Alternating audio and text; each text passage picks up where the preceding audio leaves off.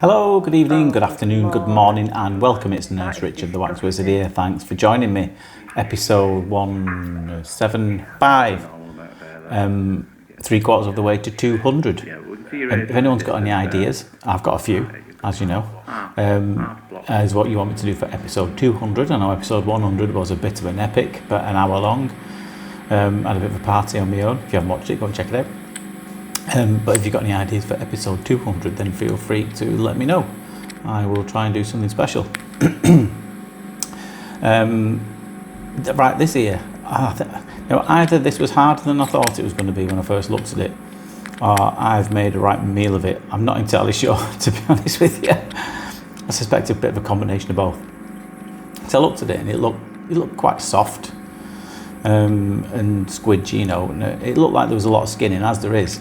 So I've gone in first and foremost with the fine-end tube there, quickly realising that that's not enough power, because the fine-end tube it's good for peeling skin. That's why I started to use it to start with. I thought it would come away in skin flakes, but it just wasn't cutting the mustard, so to speak. So I've gone down to the bigger tube here, and I really thought it would come away a lot easier and a lot quicker than this.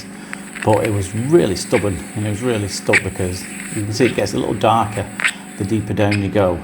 And you'd expect really dark, hard earwax to be quite black and a lot darker than this, but this was really hard and solid, but it wasn't particularly black. And it proved really difficult to get out. I don't know why. I suspect a combination of making a meal of it, like I said. I think I'd had a busy weekend. I think this was done on a Monday morning, and I had a particularly busy weekend. So maybe I wasn't feeling 100%. Who knows? I think it was a weekend after my wife's birthday, actually. Where was I? Yeah. So anyway, do you like this, by the way, above me? Like I said in an earlier video, it took me ages to figure out how to put something like that on, and I think I've only put it on once because I keep forgetting. Not that it makes any difference. I don't know if anybody does. But thank you to all those new subscribers and followers on any channel that you've found me recently. I know there's quite a lot of you. So hello there. I recently passed a milestone on YouTube. I think it's 5,000 subscribers are up to now, which is great. Could do with one or two more. So feel free to share the pages, tell your friends. Now I get quite a lot of questions in the comment section, which I'll try to respond to all of them if I can. Not always possible, but I do try. I promise I do read all of them. If you want to send me some questions and I'll maybe answer them in some of the videos, then feel free to do so. If there's a common theme, I will try and answer them. Now, one of the ones I got yesterday, and you can blame, I think her name's pronounced Akila, for this. She's asked to see a tank shot. Now, tank shots are quite controversial. It's a bit of a Marmite thing. If you don't know what Marmite is, I don't know. Do you have it over in the US? It's like a yeast extract. It's a really salty spread. I personally love it, but it's not for everybody. But yeah, tank shots are a Marmite thing. Either love it or you hate it. So at the end of this video, I am going to show you a tank shot. It's a particularly grim and gruesome one. So after we see the shot of the eardrum on here, if it's not for you, then I suggest you turn the video off. Because it is a particularly stomach churning one. So just a bit of an advance warning there, so nobody shouts at me and says, I don't want to see that. It's coming, so if you don't want to see it, turn it off. But I know a lot of these things, it's like car crashing. It sometimes you can't help but look at it. But don't blame me. Blame Keela if I pronounce your name right. I apologise if I haven't. A lot of other questions I get is quite commonly about my previous career, because I know I've shared quite a few stories about my previous career as a community nurse, because it was really varied. We did a little bit of everything. I don't think there was literally nothing that I hadn't seen in healthcare. And what were my particular specialities in that? Well, I suppose part of the role of a community nurse is to be good at everything, or at least have a little bit of knowledge on a lot of things. Jack of all trades, so to speak. But some of my favourite things was leg ulcers. I loved a gammy pair of legs.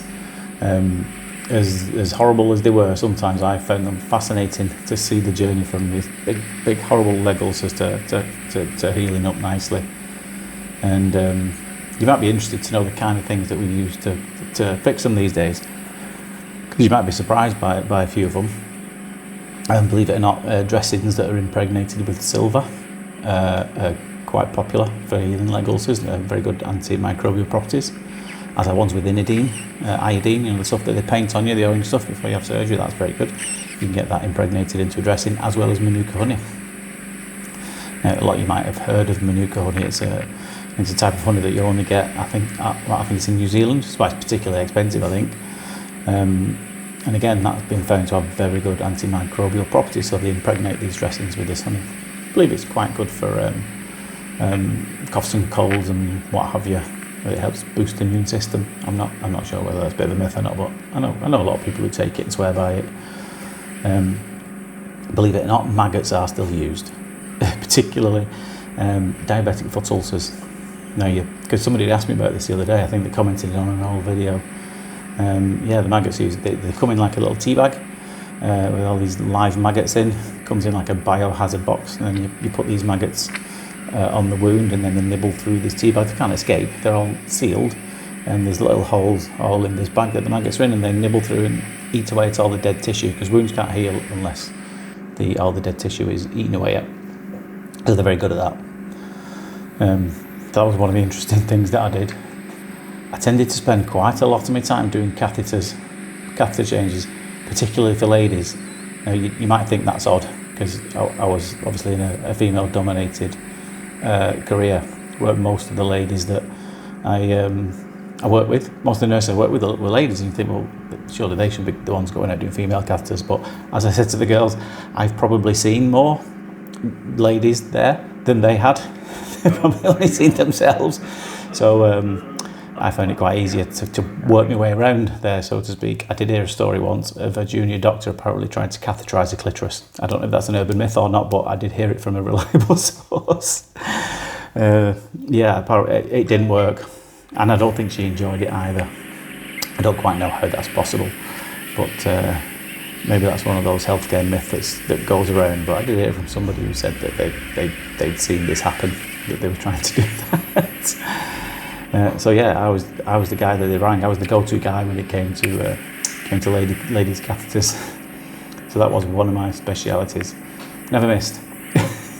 Anyway, so we managed to get this up after a right battle. It was harder than it should have been, probably. And Charlotte is coming in the tank shot, so switch off if you don't want to see it now. Here it is. Now, this is a few days worth. Now, you're wondering why it looks all sloppy and liquefied like that. It's because when you suck these things out, the majority of it goes in the tube. Sometimes it sticks on the end of the suction tube. But the stuff that disappears down the tube ends up in these tanks, which are suspended on the back of the machine. And you rinse it through with water in between. When the tube gets blocked up, you dip it in some water, it rinses out the tube. That's why you end up with a lot of this liquid in there.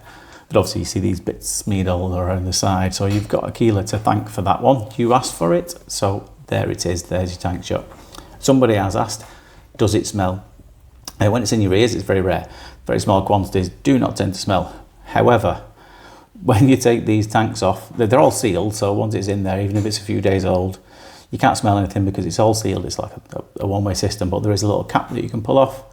I've only done this once because I was curious. There's a little cap that you can pull off, and you don't need to get very close at all, because I can tell you after a few days it absolutely honks. It's horrid, and I've got quite a strong stomach. But I would not advise giving it a sniff. I've certainly only ever done it once, and I will not be doing it again. So there it is. You asked for it, and I delivered. So thanks for watching. But for now, take care of yourselves, and I'll see you later. Bye-bye.